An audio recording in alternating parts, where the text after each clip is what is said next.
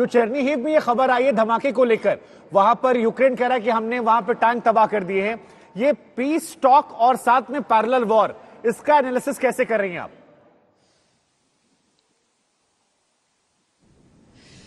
देखिए शुभंकर, इसमें जो जनरल सिन्हा कह रहे हैं ना बात, वो वाकई अहम इसलिए हो जाती है क्योंकि अगर हम 4 शहरों के सीज फायर को देखिए, बातचीत चल रही है, 4 शहर सीज फायर हैं, लेकिन जिस इरपिन शहर में कल मैं मौजूद थी और जो इवैक्यूएशन देख रही थी, गोले वहां पर पड़ रहे थे, लेकिन क्या इवैक्यूएट करते हुए लोगों को किसी भी तरह की क्षति हुई थी? नहीं, उस तरह का कोई आक्रमण उन पर नहीं हुआ था। और हम शहर के बीचों बीच उस समय थे शुभंकर, जब हम वो तस्वीर दिखा रहे थे, जब लोग निकल कर वहां से आ रहे थे, तो 2 तरफ की एक नैरेटिव भी वहां पर हो जाता है। आज अगर जेलेंस्की के रुख में आप नरमी देख रहे हैं तो देखिए, आप जो सुरक्षा कर्मी है, जो सेना है, उसको अलग समझिए। यहां पर वो जहां पर खड़े हैं वहां उनको मुकाबला करना है। खार्किव क्यों अपना जो हैंड्स एक्सचेंज करते जा रहा है, एक बार यहां की सेना, एक बार वहां की सेना दावा कर रही है कि हमारा हो गया तो हमारा हो गया, और यहां पर नियंत्रण की एक लड़ाई चल रही है। लेकिन आज की तारीख में कीव को लेकर क्या खतरा है? चाहे चेचन जो लीडर है उनकी जो फोर्सेस हैं वो पश्चिमी कीव के हिस्से में पहुंचने की बात हो जाए, रूस के अपने फोर्सेस जो है वो पश्चिम की ओर से बढ़ रहे हैं, पूरब की ओर से पहले से खतरा था, नॉर्थ की ओर से वो शिकंजा हो चुका है, यानी हर तरफ उनकी मौजूदगी हो गई है। अब जब खतरा पूरी तरीके से कीव पर आ चुका है, और कीव एक शहर के तौर पर नहीं कि जिसे नष्ट कर दिया जाएगा, शायद उम्मीद हम ये करते हैं, क्योंकि खार्किव में तस्वीर कुछ अलग बयां कर रही थी, लेकिन अगर कीव एक शहर के तौर पर उसे नष्ट नहीं करना है, केवल वो शिकंजा कसना है, और तो जेलेंस्की को यहीं पर सवाल उठेगा ना उन पर कि वो समर्पण करते हैं कि नहीं करते हैं, क्योंकि आखिरकार तो पूरी जो लड़ाई हो जाती है वो नेटो में शामिल होने को, और उसके लिए वो फैसला कौन ले रहा है, वो संविधान में कौन संशोधन नहीं करना चाह रहे, या फिर कौन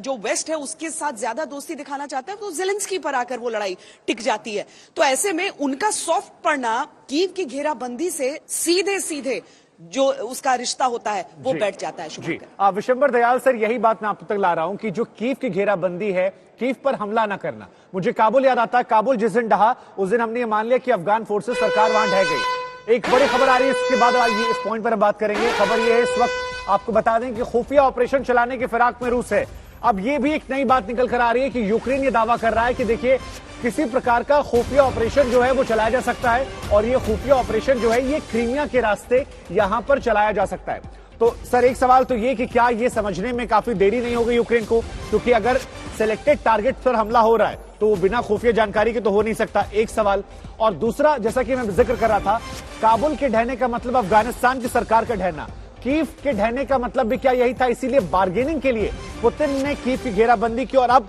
जब कीव ढहने की कगार पर है घिरकर, तो क्या ये जो स्टैंड चेंज है इसका सीधा रिलेशन, जैसा श्वेता कह रही थी? देखिए, इसमें कोई शक की बात नहीं कि कीव कैपिटल है, कीव की अहमियत है, लेकिन एक चीज भी बहुत स्पष्ट है कि कहीं ना कहीं president Putin, Russian strategist, Kyiv को किसी किस्म की बड़ी हानि नहीं पहुंचाना चाहते थे,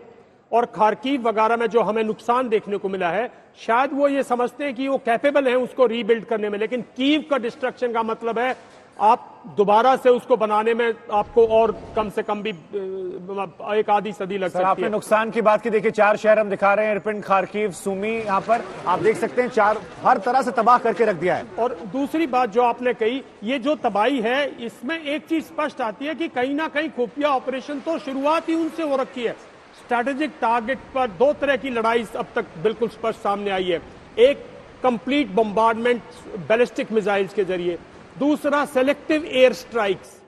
तीसरा शहरों के अंदर ना घुसना और घेर लेना, लेकिन स्ट्रैटेजिक टारगेट पे प्रिसाइज बॉम्बिंग करना, चौथा देखें तो रशिया की जो टेक्नोलॉजी है वो इतनी प्रिसाइज नहीं है। ये मैं अपनी खुद टेक्नोलॉजी देखते हुए बात कर रहा हूं, हमारी की इतनी हम भी तो फ्रांस से टेक्नोलॉजी देते हैं ना, इसलिए कुछ जो प्रिसाइज कर, इसका मतलब उनके लोग इसको गाइड कर रहे हैं, इस स्ट्राइक को गाइड करें। एक और बहुत बड़ी बात मैं जो आपके सामने रख रहा हूं, देखिए, ठीक है, ये मिन्स्क में तो ये तो मिन्स्क एग्रीमेंट का पार्ट था ना, लोएंस और डोनेट्स, तो ये मानना जेलेंस्की के लिए कोई बड़ी बात नहीं है। वो तो मिन्स्क एग्रीमेंट में मान गए थे ना सब कि भाई लुहांस और डोनेट्स में एक रास्ता निकालेंगे। जो नाटो की बात है, अगर उस पर वो नरम पड़े हैं तो ये लड़ाई पीस की तरफ जा रही है और कीव का इतना बड़ा नुकसान नहीं होगा।